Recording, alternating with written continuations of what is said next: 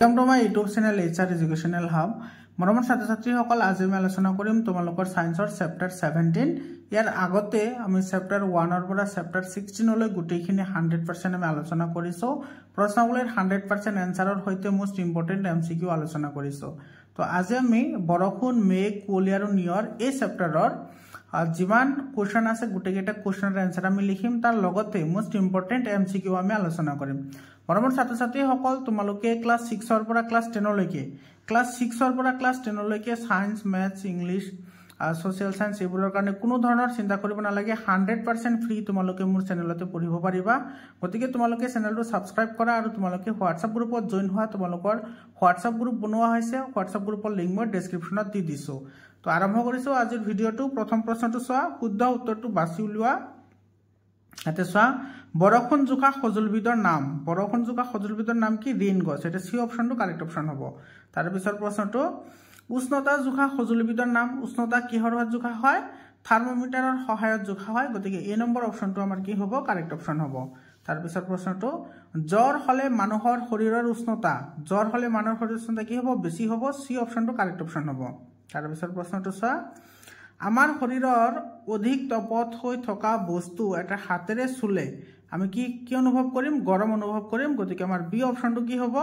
correct option হ'ব বুজি পালানে তাৰ পিছৰ প্ৰশ্নটো চোৱা তাৰ পিছৰ প্ৰশ্নত কি কৈছে হেতু তাপ পালে বস্তুৰ উষ্ণতা কি হয় বৃদ্ধি হয় অৰ্থাৎ বাঢ়ে গতিকে এ নম্বৰ অপশনটো আমাৰ কি হ'ব কাৰেক্ট অপশন হ'ব তাৰ পিছৰ প্ৰশ্নটো চোৱা তাপ কি হয় তাপ সদায় বেছি উষ্ণতাৰ পৰা কম উষ্ণতালৈ প্ৰবাহিত হয় এটো আমাৰ সি অপশনটো কি হ'ব কাৰেক্ট অপশন হ'ব তাৰ পিছৰ প্ৰশ্নটো এটো চোৱা সমু উত্তৰ দিয়া 2 নম্বৰটো চোৱা 2 এৰ এ নম্বৰ উষ্ণতা মানে কি এটোৰ এনসাৰ লিখিবে নেদৰে উষ্ণতা মানে হল বস্তু এটা কিমান গৰম বা কিমান ঠাণ্ডা তাকে বুজায় তাৰ পিছৰ প্ৰশ্নটো বৰফ হাতেৰে চুলে কিয় চেঁচা লাগে আমাৰ শৰীৰৰ উষ্ণতাতকৈ বৰফৰ উষ্ণতা কম বাবে বৰফ হাতেৰে চুলে চেঁচা লাগে বুজি পালানে এটো এনেদৰে লিখিলে তোমাৰ এনসাৰ হৈ যাব তাৰ পিছৰ প্ৰশ্নটো চোৱা বস্তু এটা কেতিয়া তাপ গ্ৰহণ কৰে এটোৰ এনসাৰ লিখিবে এনে ধৰণে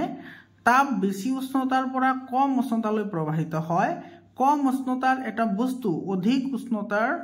আন এটা বস্তুৰ গাত লাগি থাকিলে তেতিয়া কম উষ্ণতাৰ বস্তুটোৱে তাপ কি কৰিব গ্ৰহণ কৰিব বুজি পালানে তাৰ পিছৰ প্ৰশ্নটো চোৱা বস্তু এটা কেতিয়া তাপ এৰি দিয়ে এটোৰ এনসাৰ লিখিবে এনেদৰে অধিক উষ্ণতাৰ বস্তু এটা লগত কম উষ্ণতাৰ বস্তু এটা ৰাখিলে তেতিয়া বেছি উষ্ণতাৰ পৰা কম উষ্ণতালৈ তাপ প্ৰবাহিত হয় আৰু অধিক উষ্ণতাৰ বস্তুটোৱে তাপ এৰি দিয়ে তাৰ পিছৰ প্ৰশ্নটো চোৱা পানীৰ অৱস্থা কেইটা আৰু কি আমি সকলোৱে জানো পানীৰ অৱস্থা হৈছে তিনিটা পানীৰ অৱস্থা তিনিটা হেকিটা হল কঠিন অৱস্থা যেটো আমাৰ বৰফ তো বৰফ হৈছে পানীৰ কঠিন অৱস্থা জুলীয়া অৱস্থা যেটো আমাৰ সাধাৰণ পানী হেতু জুলীয়া অৱস্থা হয় আৰু গেছীয় অৱস্থা মানে বাষ্প কেনেকুৱা হয় যেনেকুৱা তোমাৰ ঘৰত যেতিয়া তোমাৰ মাৰাই সকলে যেতিয়া তোমাৰ ভাত ৰান্ধে যেতিয়া তোমাৰ গেছে হুইসেল মাৰে প্ৰেসাৰ কুকাৰে তো হুইসেলত সব ভগা তোমাৰ যিবোৰ বস্তু ওলাই আহে সেইবোৰ হৈছে জলীয় বাষ্প ডাৱৰ কি বস্তু সো এটোৰ এনসাৰ লিখিবে এনে ধৰণে ভূপৃষ্ঠৰ পৰা বহু ওপৰলৈকে বায়ু আছে বায়ুমণ্ডলৰ উপৰিভাগ চেঁচা এনে চেঁচা বায়ুৰ মাজত ওপৰলৈ উঠি অহা জলীয় বাষ্প পানীৰ ক্ষুদ্ৰ ক্ষুদ্ৰ এটো পানীৰ ক্ষুদ্ৰ ক্ষুদ্ৰ এটো পানীৰ এতে ক্ষুদ্ৰ ক্ষুদ্ৰ এটো কণাত পৰিণত হয় এই কণাবোৰ বায়ুত থকা ধূলিকণাক সাৰথি কৰি উপঙি থাকে এইবোৰক মেঘ বা ডাৱৰ বুলি কও তাৰ পিছৰ প্ৰশ্নটো চোৱা নিয়ৰ কি এটোৰ এনসাৰ লিখিবে নেদৰে শীতকালি বায়ুমণ্ডল চেঁচা হৈ পৰিলে গছবনকে ধৰি আমাৰ চৌপাশৰ সকলো বস্তুৱে চেঁচা হৈ পৰে তেতিয়া বায়ুত থকা জলীয় বাষ্পই গছৰ পাত ঘাঁহ বন বা তৃণ পাতৰ চালিত ঘনীভূত হৈ পানীৰ সৰু সৰু টোপলৰ সৃষ্টি কৰে পানীৰ এই টোপলবোৰকে আমি নিয়ৰ বুলি কও তাৰ পিছৰ প্ৰশ্নটো চোৱা বাষ্পীভৱন মানে কি এটোৰ এনসাৰ লিখিবে এনে ধৰণে তাপৰ প্ৰভাৱত জলীয় পদাৰ্থ জলীয় বাষ্পলৈ পৰিৱৰ্তন হোৱাকে বাষ্পীভৱন বুলি কোৱা হয় তাৰ পিছৰ প্ৰশ্নটো লিখিবা বাষ্পীকৰণ আৰু বাষ্পীভৱনৰ মাজত পাৰ্থক্য কি মৰমৰ ছাত্ৰ-ছাত্ৰীসকলে এটোৰ এনসাৰ লিখিবে এনে ধৰণে প্ৰথমত লিখিবা বাষ্পীকৰণ তাপ যোগান ধৰি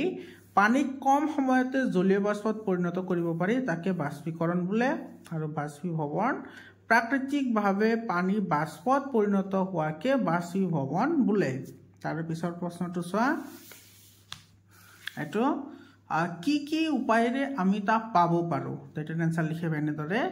কাঠ বা কয়লা আদি পুৰিলে আমি তাপ পাব পাৰো 2 নম্বৰ লিখিবা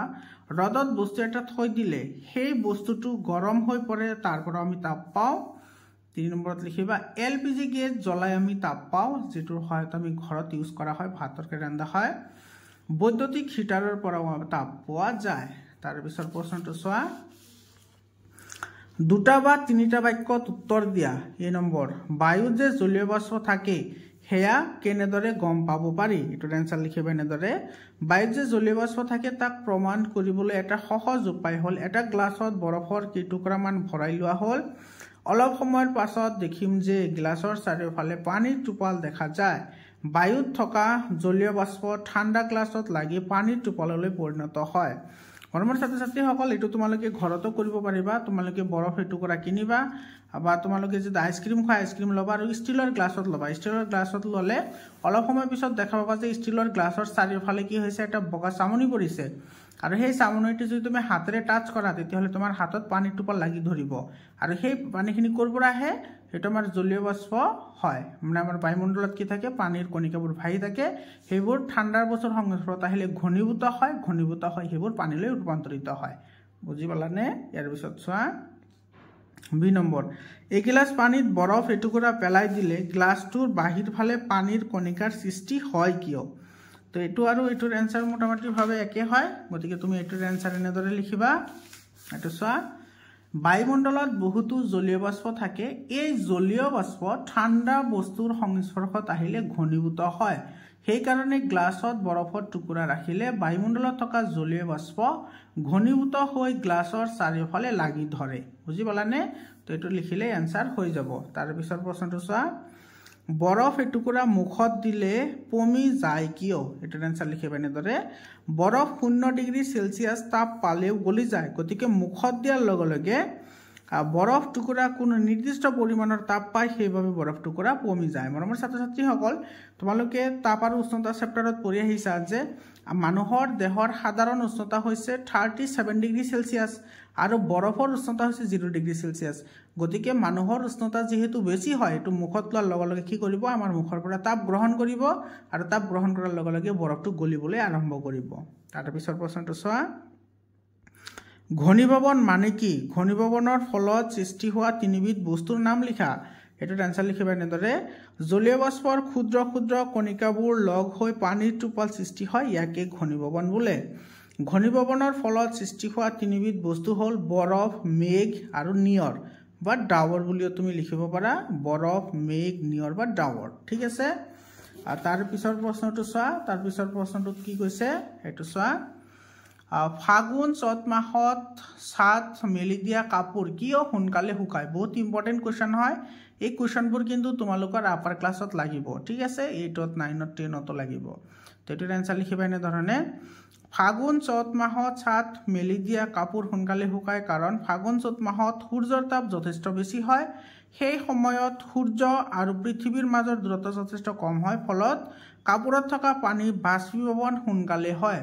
আৰু পানী যিমানে সোনকালে শুকাব কাপোৰো হিমান সোনকালে শুকাব তাৰ পিছৰ প্ৰশ্নটো চোৱা মেঘ আৰু কুঁৱলীৰ মাজত কি মিল আছে আৰু কি অমিল আছে মানে কি পাৰ্থক্য আছে আৰু কি সাদৃশ্য আছে হেতু লিখিব লাগে তো এটোৰ আনসাৰ লিখিবা এনেদৰে বায়ুমণ্ডলত থকা জলীয় বাষ্প ধূলিবালিৰ কণিকা আদিৰে মেঘ আৰু কুঁৱলীৰ সৃষ্টি হয় ইহঁতৰ সৃষ্টি একেধৰণে হয় কিন্তু মেঘবোৰ আকাশত থাকে আৰু কুঁৱলীবোৰ ধৰা পৃষ্ঠত অৰ্থাৎ পৃথিৱী পৃষ্ঠত দেখিবলৈ পোৱা যায় এটোৰ আনসাৰ এনেদৰে লিখিবা হৈ যাব ইয়াৰ পিছৰ প্ৰশ্নটো চোৱা জি নম্বৰ প্ৰশ্নটো কুঁৱলী আৰু নিয়ৰৰ মাজত কি মিল আছে আৰু কি অমিল আছে হেতু লিখিব দিছে চোৱা এটোৰ আনসাৰ লিখিবা এনেদৰে